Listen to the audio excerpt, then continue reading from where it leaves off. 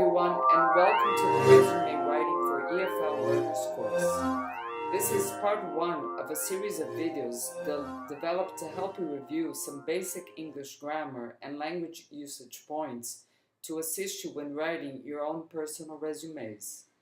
After every video, you will have multiple choice exercises and quizzes to complete in order to put into practice what you have learned. After all, you don't want to end up like David, who drew a picture of himself hanging from a grammar tree, do you? We will start off this video tutorial reviewing some basic English grammar concepts such as subject-verb agreements, phrasal verbs, and word forms. So let's begin by reviewing some parts of speech. The subject is the doer of the action. The verb expresses the action of the sentence. Let's take a look at some of the examples below. John, who is the subject, works, which is the verb, every Saturday at his church. So you can discover the subject of the verb by asking the question, who or what of the verb? So who works? So the response is John, the subject. And what does John do every Saturday? He works every Saturday. Next, we'll take a look at some special cases related to subject-verb agreement. I have included some sentences as examples so that you can understand better how these special cases of subject-verb agreement are used. So, the first rule is that singular subjects take a singular verb. The second rule is that two or more noun subjects connected by and take a plural verb. So, for example, an assistant and a representative make a good team. A plural noun subject takes a plural verb. So, for example, directors lead big groups. A gerund uses the subject of a sentence, takes a singular verb. Managing trainees is one of his challenges.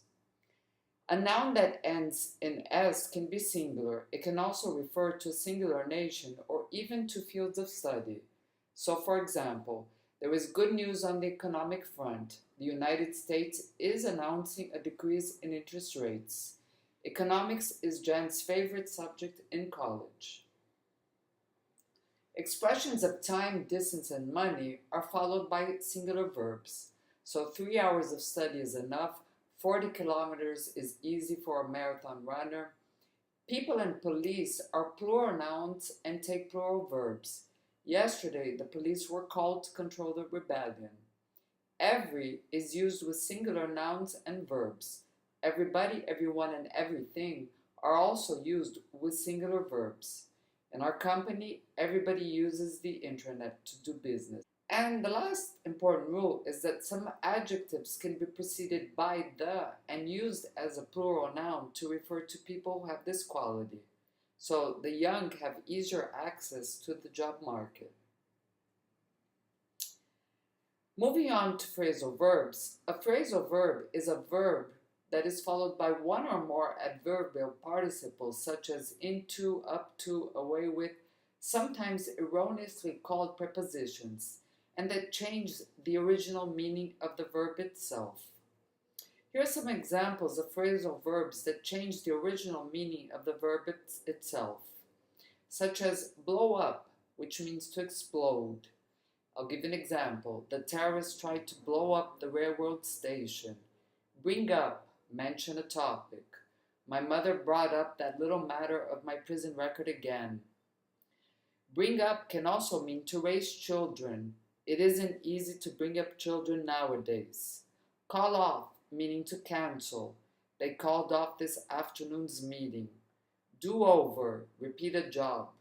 Do this homework over. And there are many other phrasal verbs, and you can look them up easily using the internet to do so. Finally, let's talk about word forms. A noun is a word that refers to a person, place, thing, event, substance, or quality. So, our director is away on business this week. Director is the noun.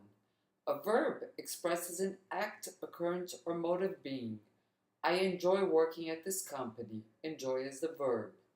An adjective describes a noun or a program. Madeline is a volunteer at a non-governmental organization. Non-governmental is an adjective. An adverb modifies a verb or an adjective. Employees speak highly of that corporation. Highly functions as an adverb in this sentence.